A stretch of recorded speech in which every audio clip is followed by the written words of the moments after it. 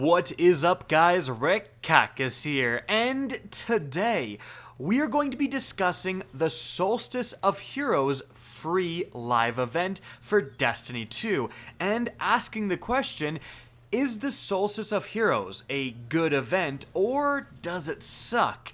That's the topic for today's video, so let's get started.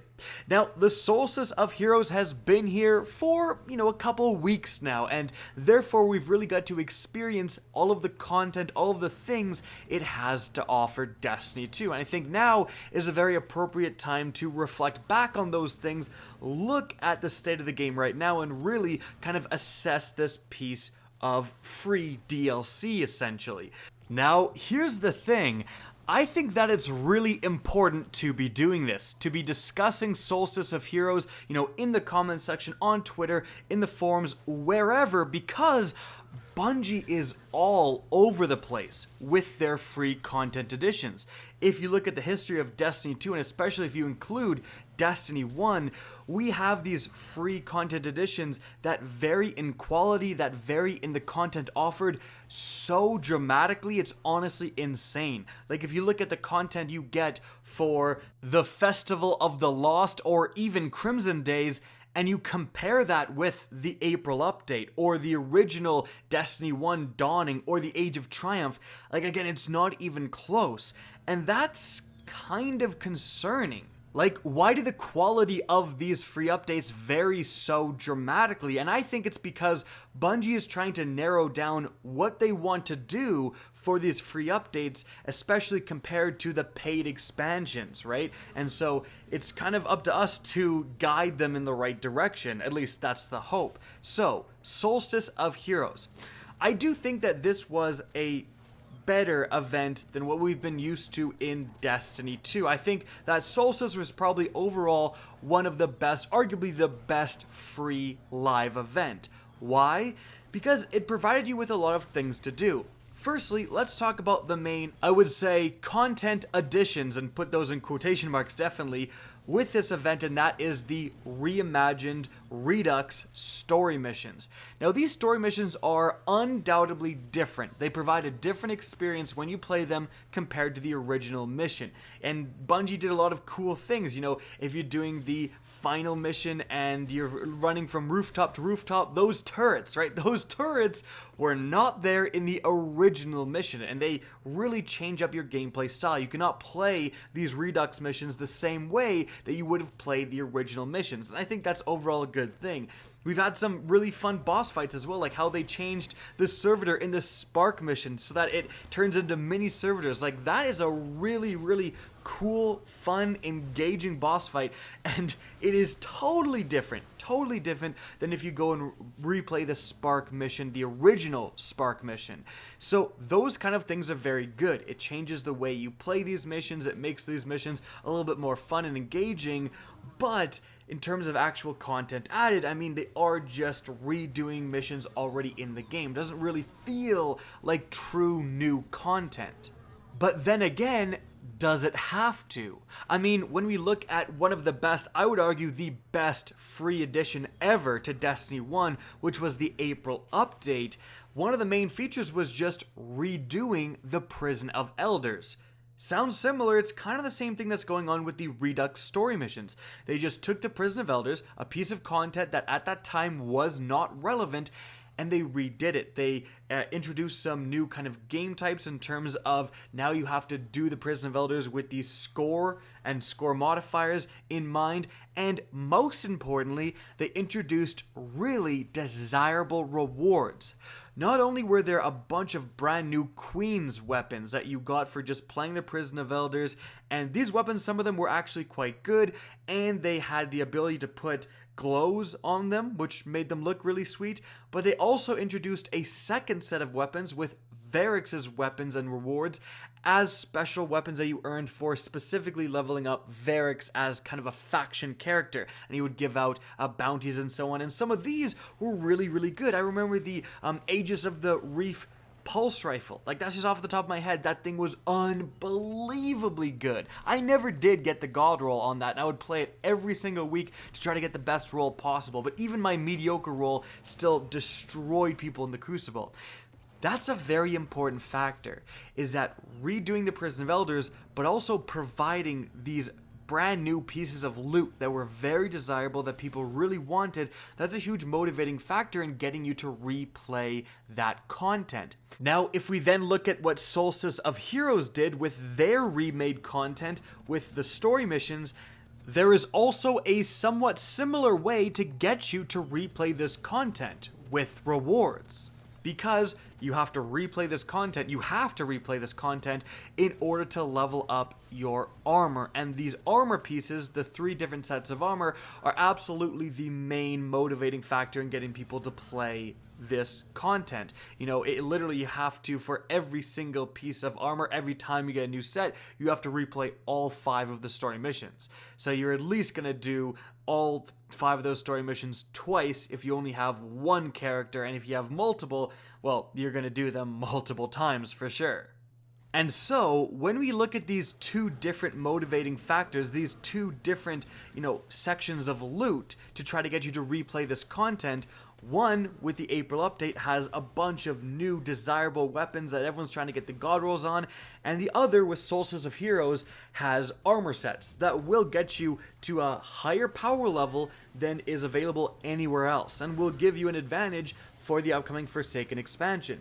So, I don't want to say that one is absolutely terrible, because I do like the idea of these armor sets, and in fact, when you do get the legendary armor set, it's actually kind of cool, the fact that you can actually, via ornaments, change the look of the armor to the other 2 sets, to the beginning, like, messed up, broken set, or the blue set, or the brand new legendary set. So you can actually change how that armor looks. And I think, again, that's a really cool feature. It's armor that, because it can also get these glow cosmetic items, it's going to be used and infused quite a bit rather than just dismantled. Like, this armor is going to be probably something that you as a player hold on to. However, will it have random perk rolls when Forsaken comes out? Because one of the best parts about Forsaken is that armor will finally have random perks again.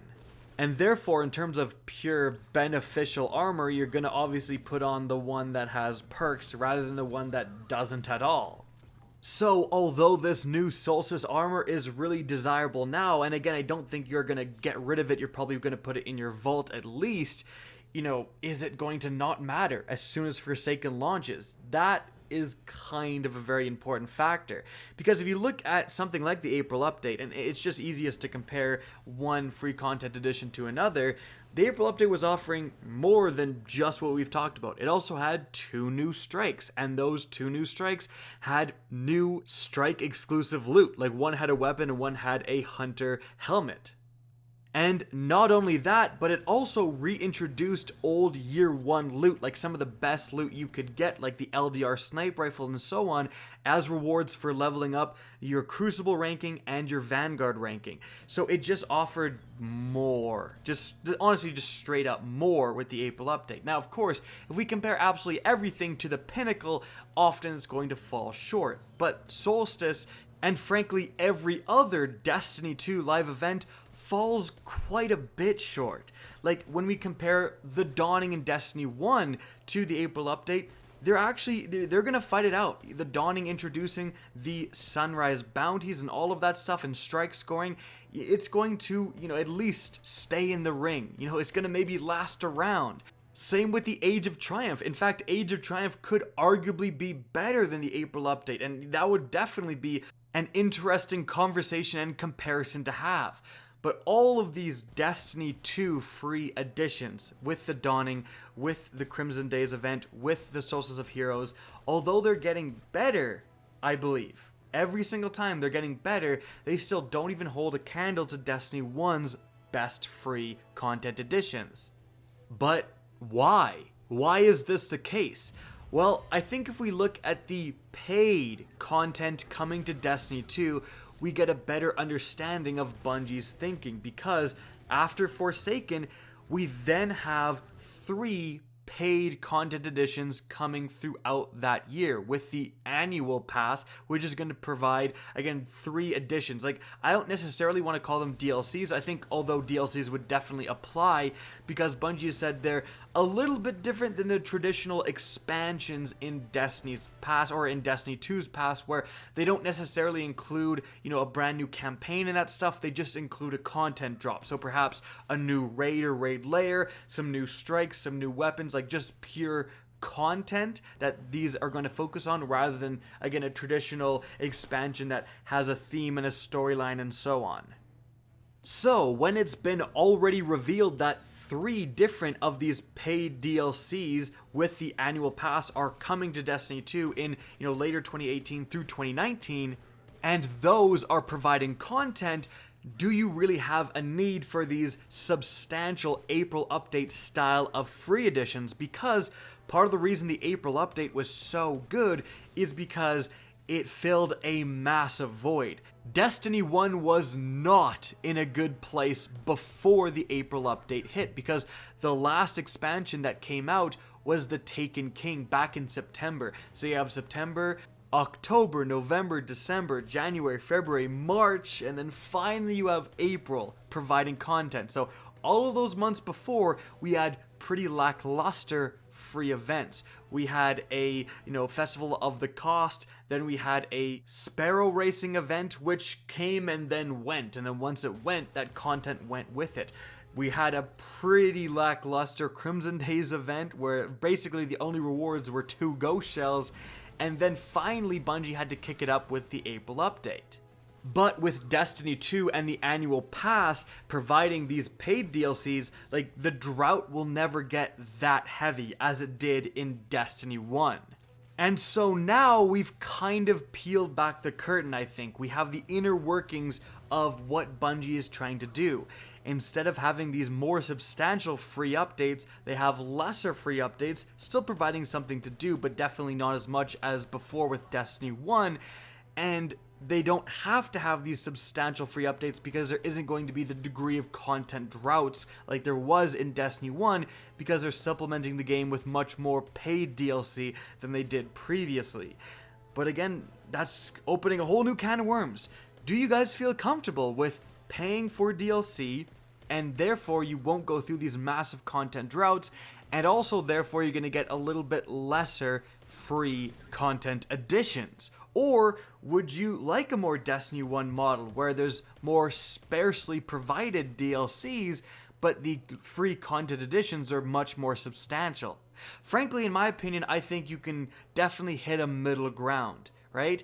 I don't think that if Solstice of Heroes had provided some new weapons, right? An exclusive legendary weapon for each of the 5 Redux missions. So there was a really good auto rifle that you could only get for killing the boss on the Spark mission. So you would go in and farm the Spark mission, try to get it. And that was the same thing for all of these missions.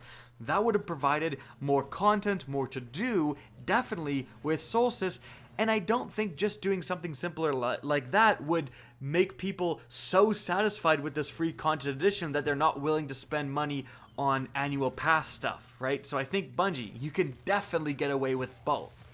But most importantly, when you have both, you have free content editions that are more substantial, providing more content, and then you also have paid expansions and paid DLC that are preventing content droughts, you kind of make everyone happy. You have a happy player base overall, because people who are participating in everything have a ton to do in Destiny 2, and those who don't want to buy the paid expansions, they also have more to do with more substantial free updates, and frankly, you're much more likely to buy paid DLC if you're having a really fun time with the game. And you're going to have a really fun time with the game if there's constantly things to do provided with free updates. So those are my thoughts on the matter. I do think Solstice is probably the best overall free content edition Destiny 2 has had. It certainly provides us with stuff to do, and I don't dislike it, but I believe it should be more substantial. I believe Bungie is really holding back because they have this big plan, essentially, for paid DLC to really pave the way for content coming in the future. And I think that's not necessarily the way they should do it. Adding a few weapons, adding a few extra rewards, a few more pieces of content to these free editions will only benefit the community and benefit yourselves, Bungie. But again, that's my thoughts on the matter. I would love to hear from you guys in the comment section. Guys, if you enjoyed this video, found it informative, or at least found it interesting, please remember to support it by liking and especially sharing this video. If you guys want to see more Destiny 2 content similar to this, don't be afraid to slap that subscribe button. And if you guys want to get in touch with me and keep up to date with the latest channel activity, the best way is to follow me on Twitter at RickCacus. That's linked in the description down below, as is my Twitch channel, which you can also follow. Again, I hope you enjoyed the video, and as always, have a good day.